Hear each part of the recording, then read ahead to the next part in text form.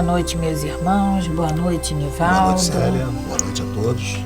Então, mais um domingo, nesse horário reservado por todos nós da nossa casa, o MAP, para realizarmos o culto do Evangelho no nosso lar. Esse culto que é de extrema importância para todos nós, para a nossa vizinhança, para nossas casas, essa higiene que nós precisamos fazer em nossos lares e que ela é feita a partir do momento em que entregamos os nossos pensamentos, as nossas vontades, os nossos sentimentos a fazer esse culto do Evangelho. E por que nossos lares precisam dessa higiene? Quantas vezes entramos, nos aborrecemos na rua e entramos em nossas casas, mal-humorado, batendo porta, aí é o chinelo que a gente procura e não acha, e a gente já fala alto, a gente já grita. Isso tudo são energias que nós vamos acumulando, e são energias densas. Célia, importante, né? Em quantos livros André Luiz relata a necessidade, a importância do culto no lar e o quanto a transformação do ambiente é feita, percebe-se, né, energias e flúvias nas residências, nos lares em que são feitos os cultos nos lares, né?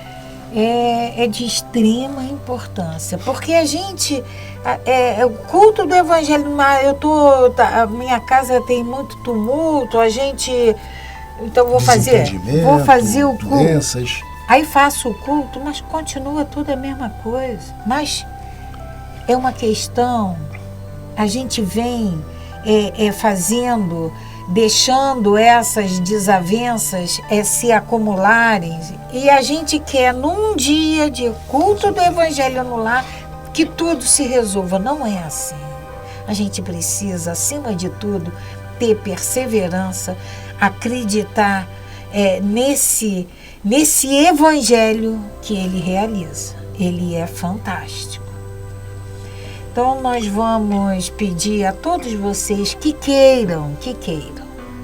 que coloquem uma jarra, um copo com água, e essa água vai ser fluidificada. Esses amigos espirituais que estão aqui nos envolvendo vão fluidificar essas águas, e cada um de nós vamos encontrar nelas a medicação de que nós necessitamos. Então nós vamos ler uma página. A escolhida de hoje foi do livro Vida Feliz, ditado por Joana de Ângeles e psicografada por Divaldo Pereira Franco. E diz assim: a tua vida não termina no túmulo. Com esta consciência, aprende para a eternidade, reunindo valores que jamais se consumam. Toda lição que liberta do mal se incorpora à alma, como força de vida indestrutível. Fosse a morte o fim da vida, e sem sentido seria o universo. A criação se esmaeceria, e o ser pensante estaria destruído de finalidade. Tudo, porém, conclama o ser a glória eterna, a continuidade do existir, ao progresso incessante. Estuda e trabalha sem cessar, com os olhos postos no teu futuro espiritual, vivendo alegre hoje e pleno sempre. Então a Joana vem trazer para nós esse texto simples, né, Célia, mas que ela vem comprovar a necessidade de nós trabalharmos cada vez mais essa certeza absoluta que é a nossa vida após a morte. E ela diz como seria sem sentido se nós aqui estivéssemos apenas vivendo uma única vida e fôssemos evaporar. E essa mensagem, quando você falou, a gente vai lembrar do nosso irmão Divaldo. Sim. Que ele mais do que nunca ele está comprovando que a nossa vida não começa no berço e termina no túmulo. Não. Primeiro que ela já começou muito antes. Sim. Quando nós não sabemos. Mas ela já começou muito antes. E ela vai continuar para muito depois. Não acaba ali no túmulo. A nossa individualidade, a sobrevivência da nossa alma, a gente precisa entender que é real. No túmulo acabou tudo. Não pode ser assim. A importância da gente, como ela diz aqui no final, né? Estuda e trabalha sem cessar. Com os olhos postos no teu futuro espiritual. Que a gente sempre pensa no nosso futuro material, humano. Fazemos os planos para as nossas conquistas e os nossos valores materiais. Mas ela conclama essa necessidade de que a gente perceba a necessidade de nós ultrapassarmos isso, pensar na nossa vida espiritual, que é a nossa verdadeira vida. E quando Joana nos diz estuda e trabalha, a gente pode trocar essa palavra estuda, instrui-se. Trabalha, a gente pode trocar por serve. Porque trabalhar, a gente tem o nosso trabalho terreno, que nos fornece, como o Evangelho nos diz, nos fornece o pão material, é através dele que a gente supre as nossas necessidades, mas tem o trabalho que nós temos que fazer como ser espiritual que somos. É servir, é acolher, é enxugar lágrimas. Isso é trabalho. Todo trabalho que tem uma finalidade útil é um trabalho relevante. Graças a Deus. Graças a Deus. Então vamos fazer a nossa prece, elevando os nossos pensamentos ao nosso Pai Criador, a Jesus, a Maria Santíssima, a todos os espíritos amigos, aos benfeitores espirituais, aos protetores de nossa residência, de casa, da residência de cada um de vocês, pedindo que eles nos iluminem, que eles possam trazer para nós a paz, a tranquilidade em nossos lares, espargindo para toda a nossa vizinhança essa paz tão necessária, a saúde, o equilíbrio mental tão necessário nos dias em que vivemos hoje, para que possamos ter a consciência renovada na fé cristã, necessária a continuarmos as nossas vidas com muita fé e muita esperança. Graças a Deus. Graças a Deus. Então eu vou ler um trecho do Evangelho segundo o Espiritismo, do capítulo codificado por Allan Kardec, no capítulo 13. Não saiba a vossa mão esquerda o que dê a vossa mão direita. No item 7, convidar os pobres e os estropiados, dar sem esperar retribuição. E aí no item 7,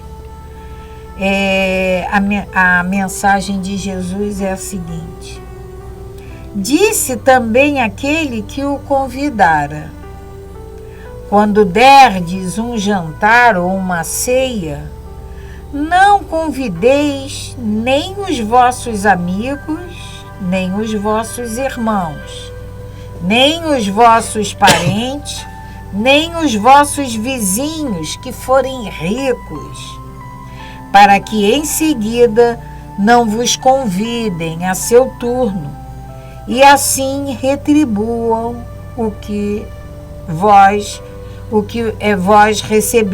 de vós receberam.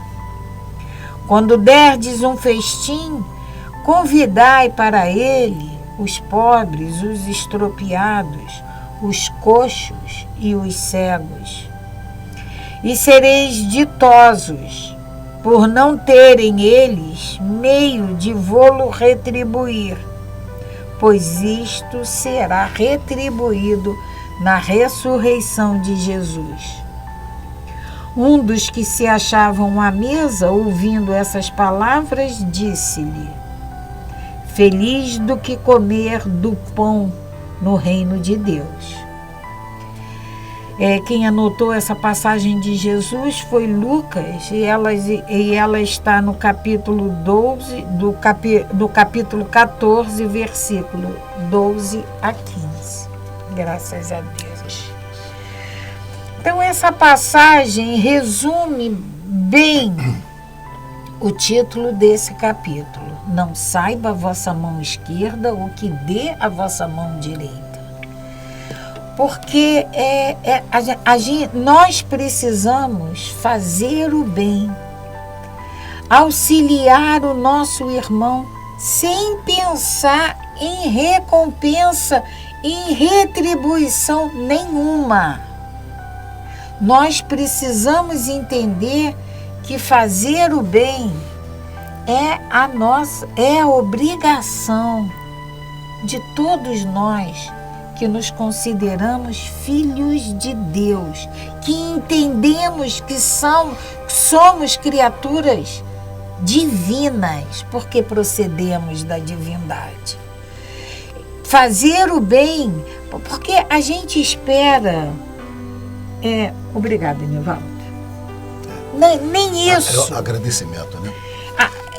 Nem isso a gente pode, porque é normal a gente ficar milindrado porque nem agradecimento recebemos. Nos é dirigido, mas não tem. Olha só, quando derdes um festim, uma festa, convidai para eles os pobres, os estropiados, os coxos e os cegos. É assim que a gente procede? Mas a gente não faz isso, a gente faz. E sereis ditosos por não terem eles meio de vos retribuir. A gente pensa na retribuição. Na retribuição. É claro que nós não vamos seguir essas palavras ao pé da letra. Vamos ali é meu aniversário, aniversário. É uma comemoração qualquer, vou ali na rua, vou pegar todos eles que estão ali em situação de rua e vou trazer para comemorar. Não é isso que Jesus está dizendo, mas é fazer sem esperar retribuição. É o título do capítulo, Célia. Não saiba a vossa mão esquerda o que dê a vossa mão direita. É você fazer essa caridade sem pretender nada mais. É pelo prazer de fazer. Graças a Deus. Graças a Deus.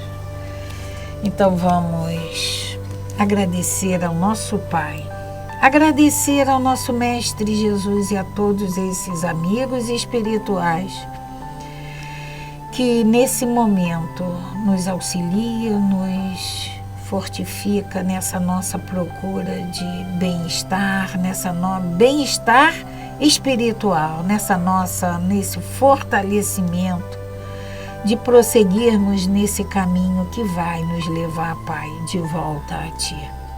Agradecemos, Mestre Jesus, pelo Teu carinho, pelo Teu amor. Graças a Deus. Graças a Deus. Paz e bem, paz e luz. Paz, muita paz.